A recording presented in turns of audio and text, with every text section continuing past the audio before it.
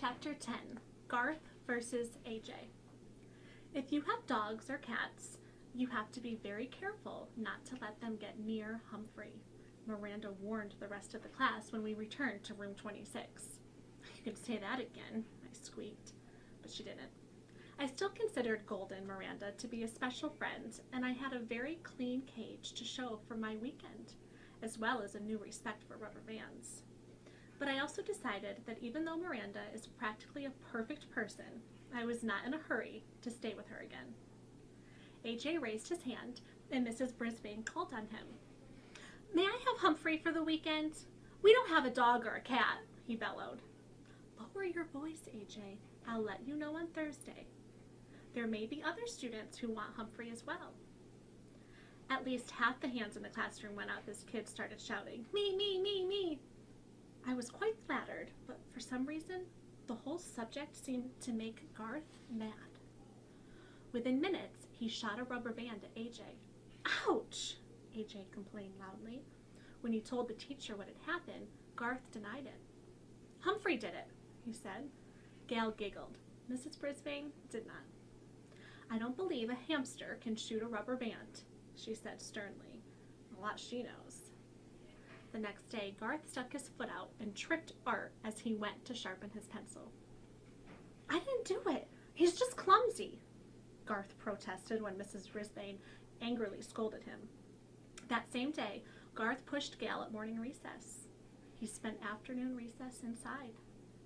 "Garth Tugwell, you're halfway to Principal Morale's office right now." Mrs. Brisbane sounded really angry. Garth just shrugged his shoulders.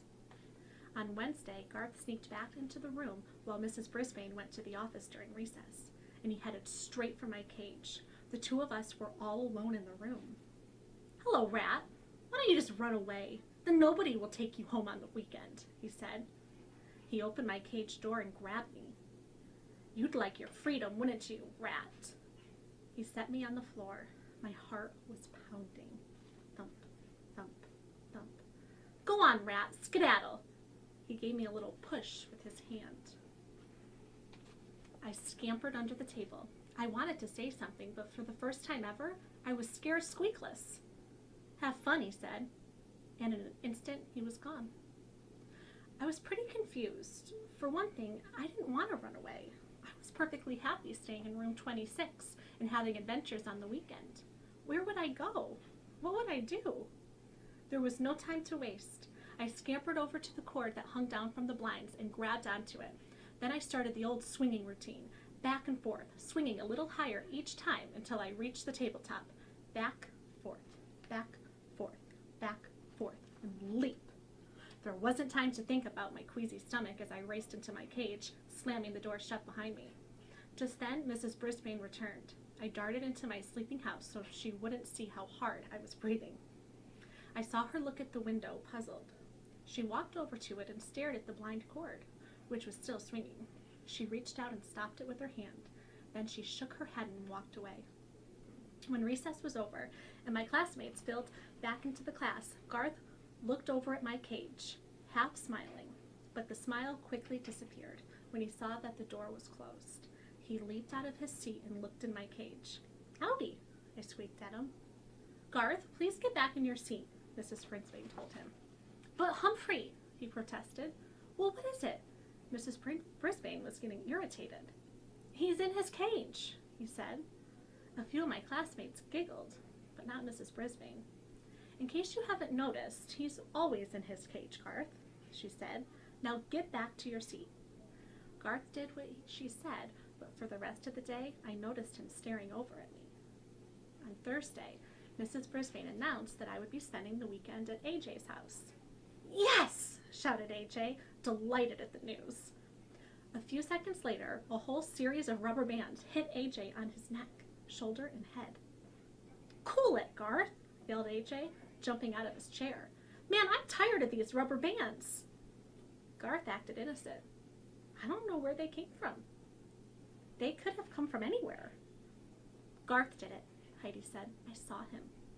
Mrs. Brisbane didn't remind Heidi to raise her hand, but she did tell Garth to stay in during recess. "Not fair," Garth muttered under his breath.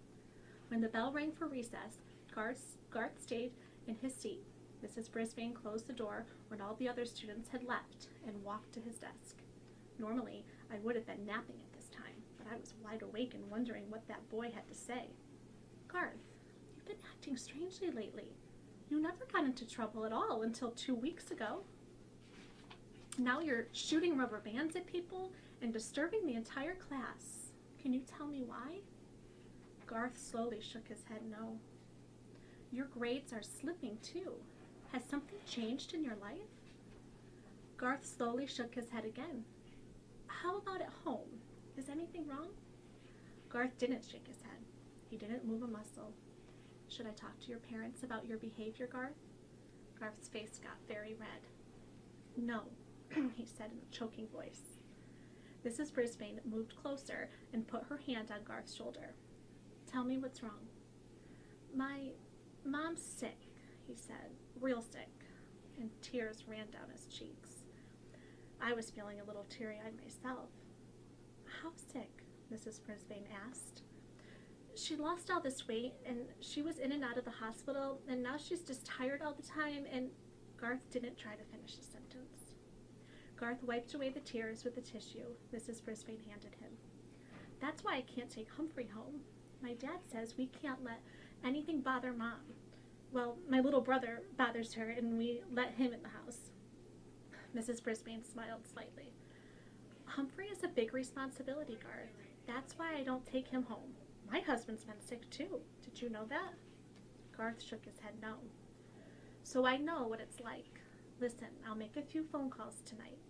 Maybe we can find a way for you to spend some time with Humphrey, she said. But he hates me, I squeaked. I'd like to, said Garth. Huh? I was confused. But you have to promise me that you won't disrupt the class anymore, Mrs. Brisbane told him. Is that a deal? Garth nodded. Deal. As you know, I'm very good at coming up with plans to solve human problems. Very, very good. But try as I might, I couldn't imagine what Mrs. Brisbane's plan to get Garth to spend time with me could be. I was still trying to figure it out when Aldo arrived that night. Humphrey, my man! He yelled when he opened the door. I almost fell off my wheel. You are the most handsome, intelligent hamster in the world, and I am the luckiest man in the world because I am dating the most beautiful woman in the world. Aldo swept his way toward the cage, then lowered his voice. But don't tell anybody I said so. Not yet. After all, Maria and I have only been out 3 times, but oh well, what times we've had. He pulled up a chair and sat very close to me. And it's all thanks to Moonlighters Club and that clipping over there. He pointed toward the spot where the overhead projector had once stood. And you! I know you had something to do with it. I just can't figure out what. Anyway, don't tell anyone, but someday I am going to marry Maria. And when I do, I want you to be the best man. Or best hamster, I guess. I really mean it. If you were a guy, I'd buy you a burger. He reached in his pocket and pulled out a little piece of foil. Instead, I got you this. He unwrapped a piece of carrot and put it in my cage. Thank you, Aldo, I squeaked. I wish you lots of happiness. I knew you'd be happy for me, Humphrey. Aldo smiled and then jumped up. Woo! I've got so much energy. I can clean this room in half the time. I could climb a mountain and not even get tired. I could conquer the world. He leaned forward and grinned through his glorious mustache. Ain't love grand? If you say so, I replied. I'd never seen anyone so happy before. The only thing that would make me that happy would be if Miss Matt came back. She's not coming back. And I'm still stuck with Mrs. Brisbane, and she's stuck with me.